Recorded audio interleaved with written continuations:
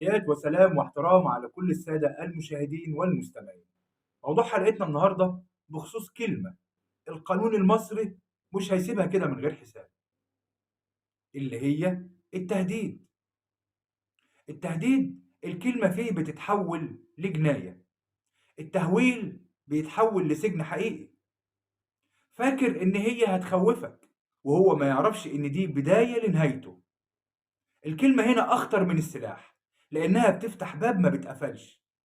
القانون المصري في المادة 327 ضمن أمنك وسلامك وقال إن أي رسالة فيها تهديد مكتوب أو وصلت لك بأي طريق مع حد تاني هتوصل لعقوبة في السجن. الرسالة المهمة هنا إن محدش يقدر يبتزك، إن محدش يقدر يخوفك، ولو حصل معاك واتهددت لازم تسأل وتعرف الطريق إزاي اللي أوصل بيه للحماية القانونية، وده دورنا.